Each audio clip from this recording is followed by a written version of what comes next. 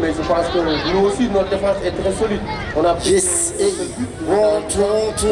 soxla leen la muy coupe di ñaan yàlla jox ñu ko bu ñëwee ba toll fii dañuy encouragé joueurs yi parce que tamit yombul woon lu mu ngi am tamit ñu ngi def seen liggéey ñu ngi góorgóorlu bu baax yàlla na yàlla yombal. mooy nga ñaan yàlla may nga ndam ndax nag li si des yàllaa ko yor yàlla moo yor ndam yàlla may ndam bu ñu yàlla may ndam nag xam nga ba pare ñu séexal xol yi rek neexal ko bu neex yàlla def.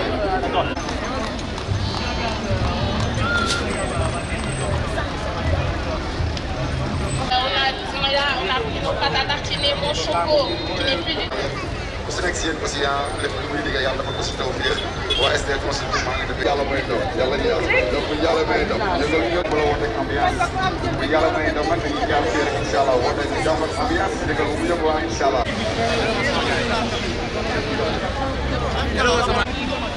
Ibrahima man du ma sa morom mooy kenn ma bëgg a photo di rek.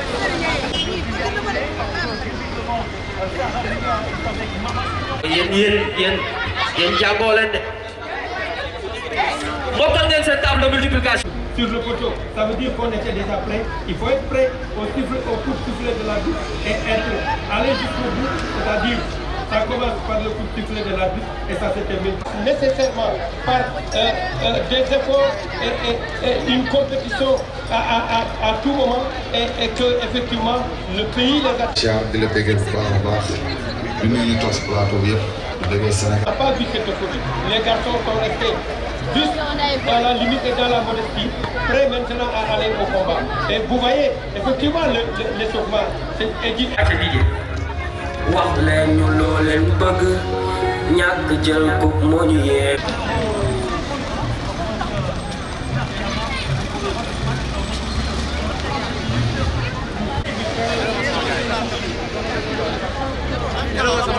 Ici au monument de la République. Parce que maa ngi lay nuyu di la dalal fii ci plateau RTS monument de la. Nécessairement par des efforts et une compétition à tout moment et que effectivement le pays les a. Mais je pense que nous aussi notre défense est très solide. On a pris Ibrahima man du ma sa morom mooy kenn ma bëgg a photo di rek.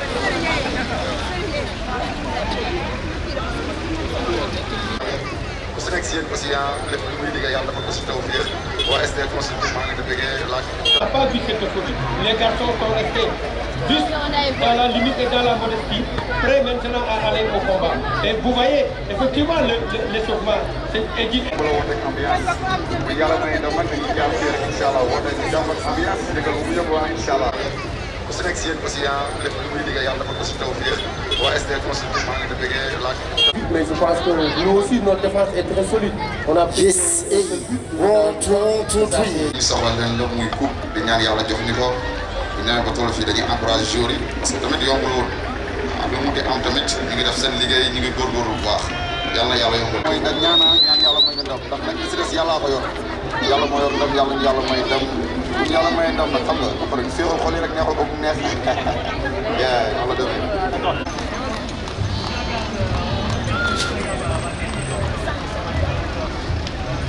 On a pris nos pâtes à tartiner, mon choco, qui n'est plus du tout. ku si nekk si yéen aussi lépp lu muy liggéey yàlla dafa ko si taw fii waa SDE consultation maa ngi def yàlla may ndam yàlla ñu yàlla donc yàlla may ndam yëngal ñu bu la woote ambiance bu yàlla may ndam man dañuy jàll fii rek incha allah woote ñu jàmm ak ambiance yëngal bu mu yëngu waa incha allah.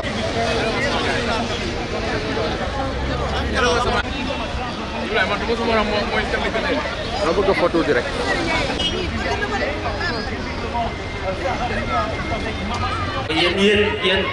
yéen jàngoo leen de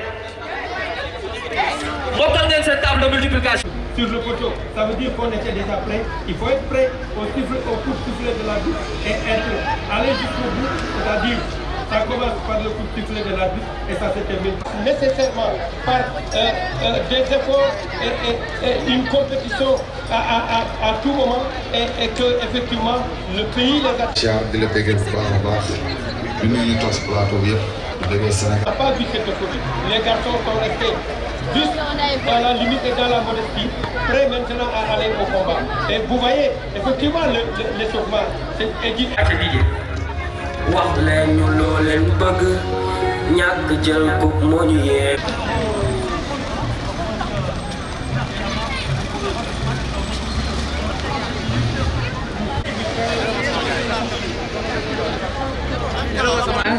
ici au monument de la Renaissance. Bastoun maa ngi lay nuyu di la dalal fii si plateau RTS monument de la. Nécessairement par des efforts et une compétition à tout moment et que effectivement le pays les a. Mais je pense que nous aussi notre défense est très solide. On a pris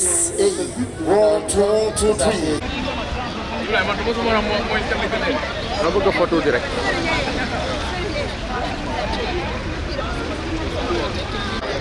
ku si nekk si yéen aussi lépp lu muy liggéey yàlla dafa ko si taw fii waa SDE consulting maa ngi leen di bëggee laaj. On n'a pas vu cette folie. Les garçons sont restés juste dans la limite et dans la modestie, prêts maintenant à aller au combat. Et vous voyez, effectivement, l'échauffement, c'est édité. bu la wooteeg ambiance bu yàlla may ndaw man dañuy jàpp fii rek incha allah woote ñu jàmm ak ambiance dëggal bu mu yëngu waa incha allah. ku si nekk si yéen aussi lépp lu muy liggéey yàlla dafa ko si taw fii waa SDE consulting maa ngi leen di bëggee laaj. Sur le poteau, ça veut dire qu'on était déjà prêt. Il faut être prêt au coup de sifflet de l'arbitre et aller jusqu'au bout, c'est-à-dire ça commence par le coup de sifflet de l'arbitre et ça se termine. Ici au monument de la Renaissance. Bastoun maa ngi lay nuyu di la dalal fii si plateau RTS monument de la. Thiar di la bëggee bu baax a baax di nuyu ñu toog si plateau bi yëpp di bëggee Sénégal. Nécessairement par des efforts et une compétition à tout moment et que effectivement le pays les a pas vu cette folie. Les garçons sont restés juste dans la limite et dans la modestie, prêts maintenant à aller au combat. Et vous voyez, effectivement l'échauffement, c'est édité.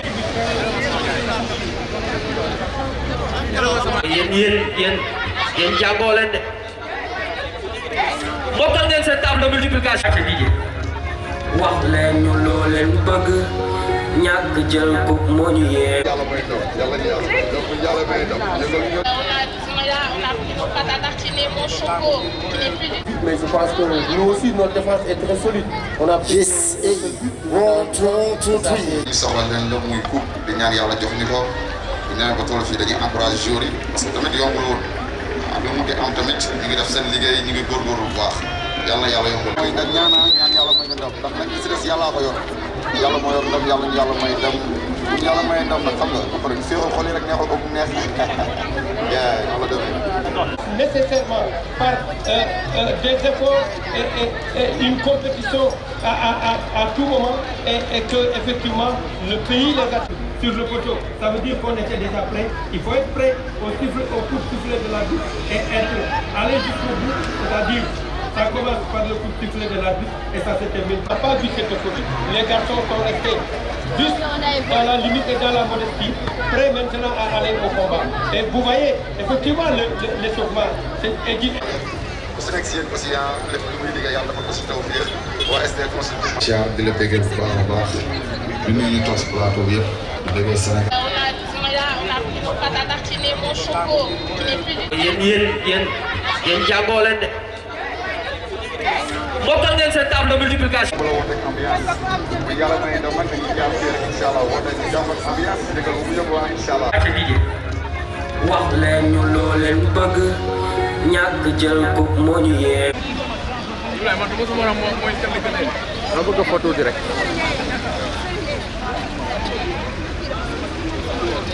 mais je pense que nous aussi notre défense est très solide.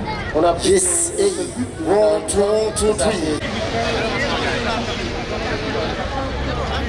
ñu soxla leen la muy coupe di ñaan yàlla jox ñu ko di ñaan ba toll fii dañuy encouragé joueurs yi parce que tamit yombul woon lu mu ngi am tamit ñu ngi def seen liggéey ñu ngi góorgóorlu bu baax yàlla na yàlla yombal.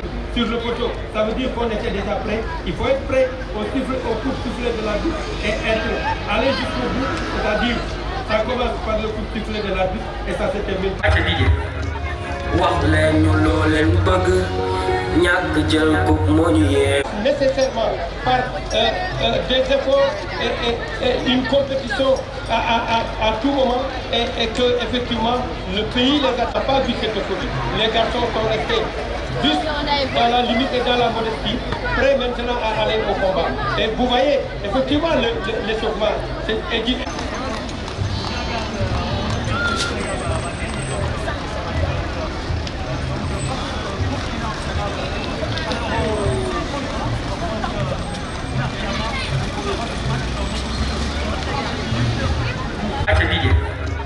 wax leen ñu loo leen bëgg ñàkk jël coupe moo ñu yee